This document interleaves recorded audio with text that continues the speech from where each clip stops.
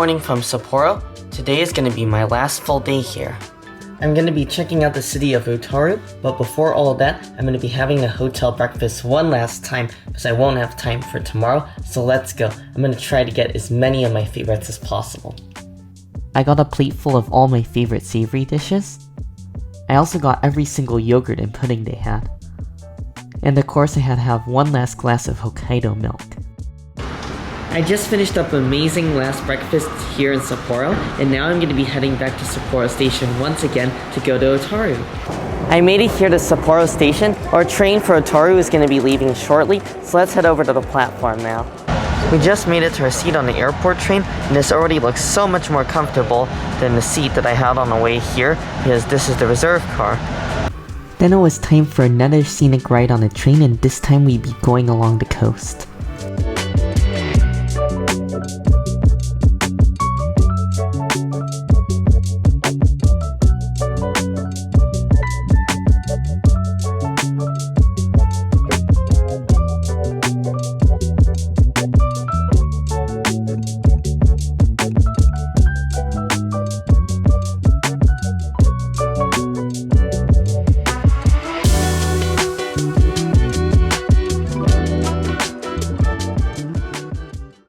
I just made it here to Otaru, and our first stop is going to be Sushi for lunch.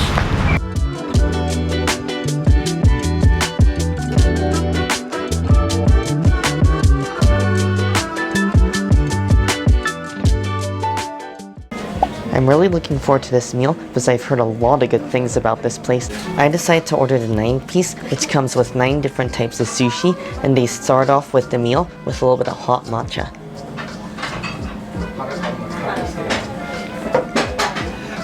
Oh, that is really high quality matcha. I love that it's hot and it's so smooth and warm, and I love the nice earthy flavor of the matcha. It's very mild, not too bitter, and also has a bit of nuttiness because I taste some roasted rice.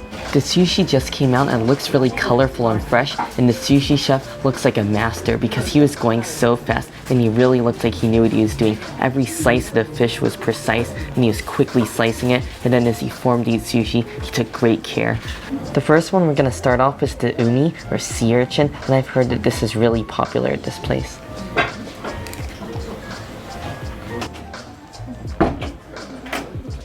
That shocked me. That was the best sea urchin I've ever had. Usually I'm not a fan of it, but this one I love. It is so fresh. I don't know how they do it. It just tastes so buttery and soft and delicate and sweet and melts in your mouth. And it's definitely the freshest sea urchin I think you could possibly get. And it goes so great with the rice, which is perfectly seasoned. Now for the salmon roe, which I haven't had for a while, and this is another one that I'm not usually a fan of, but this looks so good. Like the salmon roe here compared to what I'm used to seeing are so much more bright and clear and fresh looking.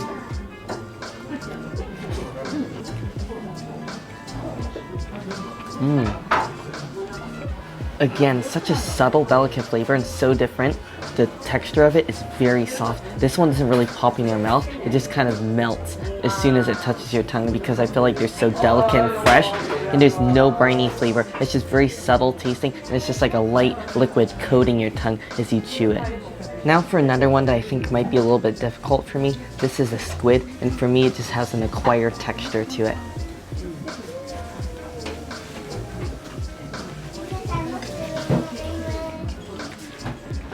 No way, this meal is just incredible. This is easily the best sushi I've ever had. Each bite keeps getting tastier and tastier. This squid is so tender. It's really nice and soft and delicate, and there's no sliminess to it. That's what I find really impressive, and it's just very, very clean tasting. This one's really interesting. I believe it is whelk.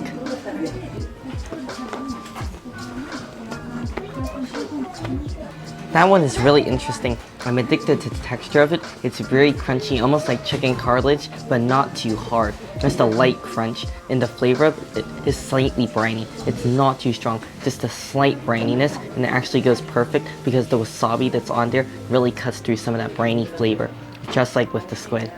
Now for this piece, which I believe is sea bream, and sea bream has been my favorite cut of fish so far on this trip.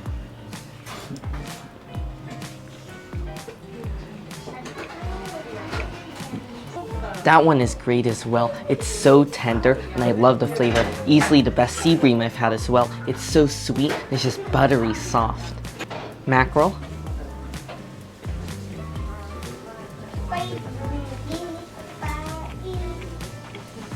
That is easily my favorite so far on this plate. I love the flavor. The fish itself is very mild, no fishy flavor, very clean tasting and refreshing. And I love the flavoring right underneath the fish because there's a little bit of green onion and ginger, and it's just enough to complement and add a nice bit of fragrance. Now for the scallop, and this one looks gigantic. This is the biggest scallop I've ever seen, and it looks so fresh. It's literally shining in the light.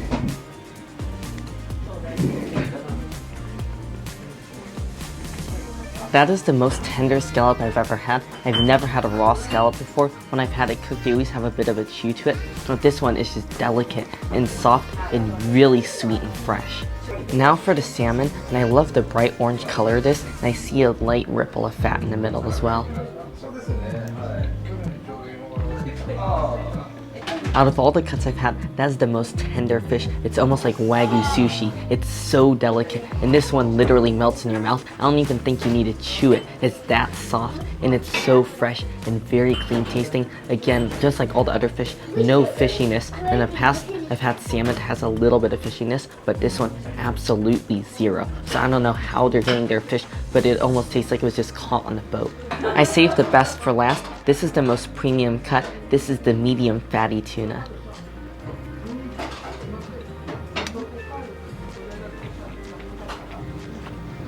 The tuna is great. I love that it's really fatty. I just love that fatty taste to it. And again, it's super soft and tender, and I can see why it's such a premium cut. This was a shocking sushi experience for me. Easily the best and freshest, high quality sushi I've ever had, made by a sushi master, and the price was really affordable. It was only 3,400 yen, which in today's currency exchange rate is around 24 US dollars, and I'm shocked because this tasted like at least $100 sushi, just for the quality and the expertise of it. In the past, I've thought sushi was just alright, and I haven't been the biggest sushi fan, but after trying the sushi today, it was just a transformative experience. I've just fallen in love with high quality sushi. If you all ever find yourselves in Otaru, you definitely have to check this place out. It's the freshest sushi you'll ever taste, and for the price, I think that's unbeatable. The best deal that you can ever get in sushi, anywhere in Japan, I think. After that great meal, I'm going to be heading over to go get some ice cream.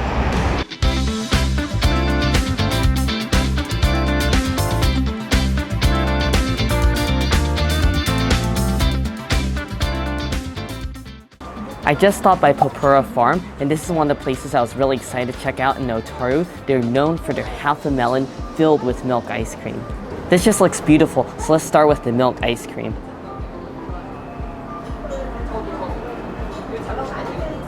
This is not quite as creamy as the other Hokkaido ice cream I've had, but still delicious. It has a really strong vanilla flavor to it, and I think what they're really known for is the melon. And the melons that they're using are popular all the way from November to mid-June, and I think this is what makes it unique.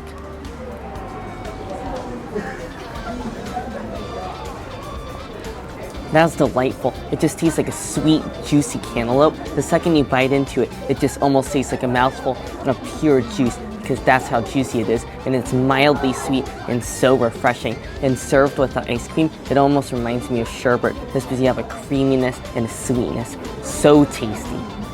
I decided to stop by the old Otaru Canal building, and they sell all sorts of different things, and one of the shops here sells Panju, which is an Otaru confectionery, and it's really popular here, and it's been eaten since the Meiji era. This is their custard Panju, and it's still warm, which I'm really impressed with since it was in a case, and you're supposed to eat it upside down just like this.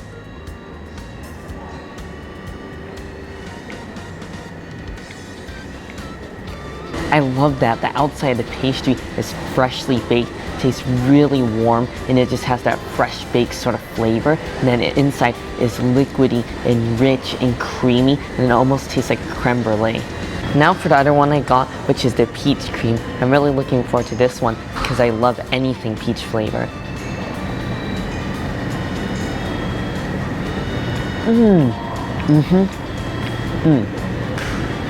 I really love this one. It's right up my alley. You get this really tart, sweet, rich white peach flavor immediately. And then at the very end, you get a slight creaminess just at the end to round it off. So tasty. This one, I think, might be the best one they have, at least for me. I just love the white peach flavor. If you're in Otaru, Panju is definitely something you should try as it's a specialty here, and this is a great place to check out. I just finished up that Panju, and now I'm going to be checking out the famous Otaru Canals.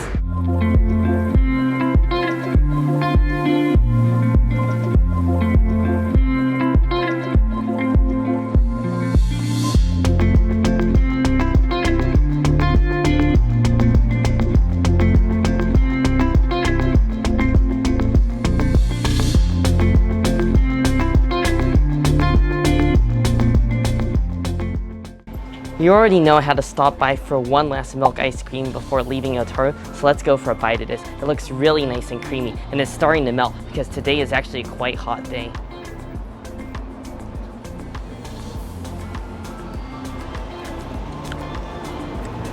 That is amazing. So rich and buttery and smooth, and that literally tastes exactly the same as the soft serve I got at Queen's Soft Serve in Sapporo because they use the same dairy.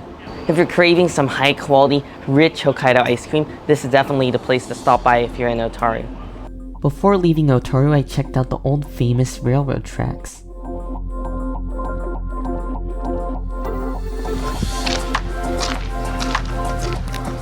Before we leave Otaru, we're gonna ring the bell once. I ended up getting to the train station half an hour early before my train leaves, so I decided I would get a drink out of the vending machine.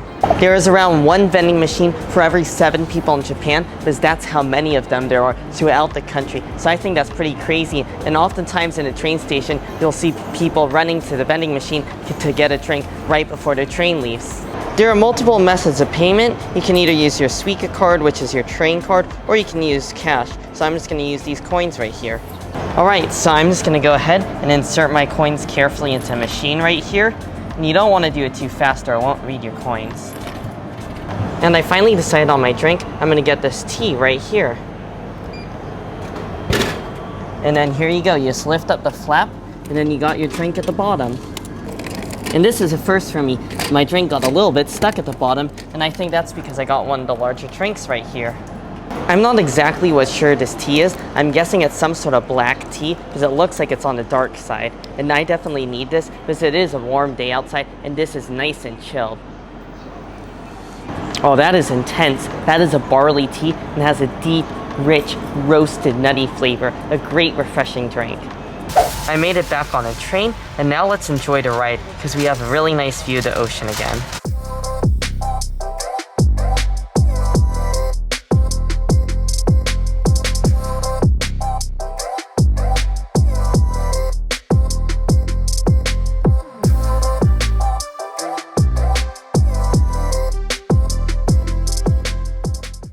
Here we are outside of Sapporo Station, and now I'm going to be walking to dinner, which is Shabu Shabu.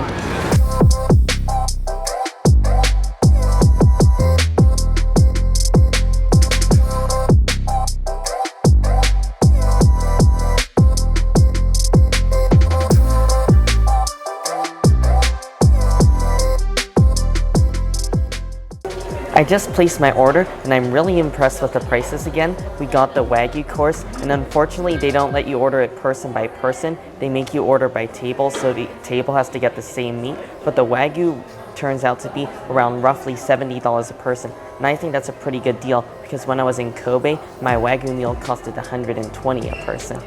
Next, I went to the sauce bar to build my dipping sauce. I started off with a little bit of green onions. Then I went for a bit of sweet soy sauce, as well as garlic. They just brought everything out. I decided to order their #1 broth, which is their dashi broth. They also brought out the meat, which is a little bit of Wagyu, some sort of beef, and some fatty pork belly. They also have a decent amount of vegetables as well, so it came with that. And then I decided to make my sauce. I got their soy-based sauce, and then I added a little bit of garlic, as well as some green onion to that. And that's just to dip our meat in once it's cooked. To start off our meal, we have to turn our pot on so we can boil our food. And this is just to raise the temperature. Our hot pot is heating up now, and once it's hot, I'm gonna add in all the vegetables. The first vegetable that is done cooking is obviously the cabbage because it was cut so thin. So let's taste this. I'm curious to see how it tastes in that dashi broth.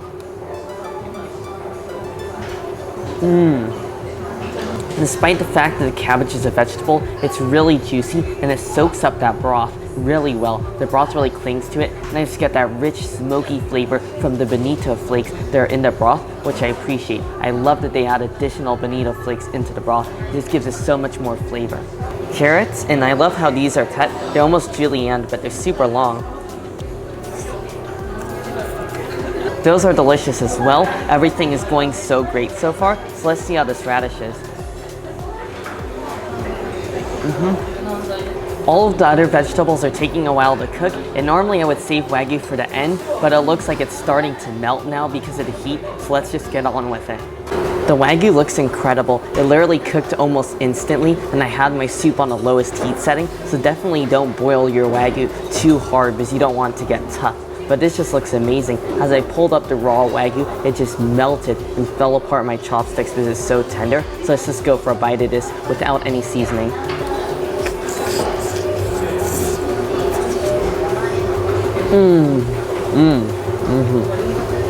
Oh, that is delicious. That is such a fatty cut of Wagyu. It's buttery, it's fatty, but it's not overly fatty because some of the fat dissolved into my soup, so now my soup broth is going to taste even better. But the meat of the Wagyu is also so flavorful, and it tastes like pure, delicious A5 Wagyu, and I love how it goes with the broth. It's so warm and comforting. I just finished up that Wagyu, and A5 Wagyu never disappoints, but now it looks like our wild mushrooms are ready.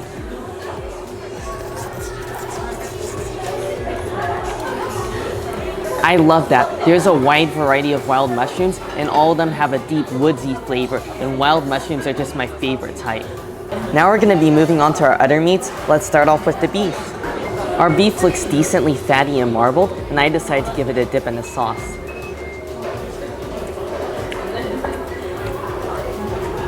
Now you can definitely tell that this beef is not Wagyu because it doesn't have that iconic taste, but it's still nice and fatty, and I love the rich, meaty flavor, and it goes great with that sauce. It just adds so much extra savory flavor, and I love the addition of the garlic I added in there. It just adds a mild kick to it, and the freshness from the green onions. That's definitely my go-to sauce. Just mix up their dark soy sauce with a little bit of garlic and green onions, because that's all you need to complement the meat.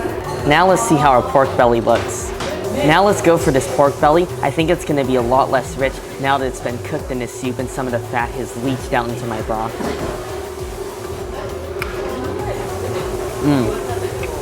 I love that it's cut paper thin, so it's really delicate and it just melts in your mouth. And I love it that it's not overly fatty because a lot of the fat does go into your soup. So I love that it's a little bit rich, but not overly so. And it just has a great meaty flavor. Now for our cognac noodles, these look really nice and translucent. They have a bit of a whitish color to it still, but they definitely are cooked. So let's taste this.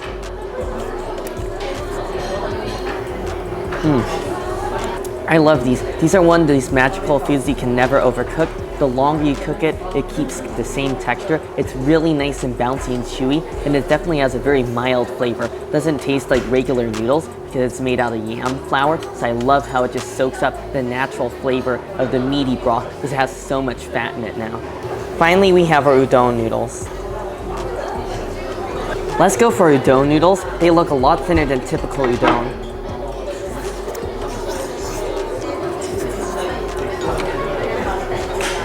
Those are alright, they're a bit on the soft side. However, I do like to have a nice noodle in there, so it's not a bad option. That was such a great meal. I just finished up my shabu shabu, and I love the wide variety of high quality meat and all the other toppings and vegetables that you could add into it. It's definitely a little bit more affordable than Tokyo, but it is still a bit on the expensive side, but it's definitely worth checking out if you're in Japan. It is so delicious, and I love this place because their broth was really tasty. I know a lot of shabu places tend to have more milder broths that are mostly water-based, but this one was really good, and there's so many other broths that I didn't try. If you're in Sapporo, this is definitely a place worth considering checking out. Then it was a walk through the underground passageways of Sapporo, and I really wish I had more time here because it was really cool to walk through since there's a lot of different shops and businesses down there. It was almost like a whole city. When I arrived back in Nakajima Koen Station, I was shocked by the amount of people since it was so crowded. I had never seen that station that crowded before. It almost looked like rush hour, and I couldn't figure out where all the people were going. Once I came to the surface, I discovered that there was a very large summer festival going on, so that explained where all the people were going. I'm back at the hotel now after a great last day exploring Otaru and Sapporo. I really enjoyed exploring the food scene in Otaru, but the highlight for sure was that sushi. It was just such a life-changing experience for me, as I've never had anything like that before. In the past, I've just thought sushi was just mediocre, so I haven't been a really big fan of raw seafood, but after trying this sushi, I was impressed. Everything was so fresh and sweet, and it tasted like nothing I ever had before. So definitely, if you are in Japan, or specifically in Hokkaido, I think if you're anywhere in Hokkaido for that matter, you need to go to Otaru just to check out that restaurant because it was that good. Also, I really enjoyed that shabu shabu I had for dinner tonight in Sapporo. However, I do think there are a lot of great options when it comes to shabu shabu. I would just recommend looking at the menu in advance and choose somewhere that has a really flavorful broth, because I think that's what really makes shabu shabu extra tasty. Anyways, I really hope you all enjoyed today's video. Make sure if you did to give it a like, and also make sure to subscribe. And I'll see you bright and early tomorrow morning to head to Hakodate.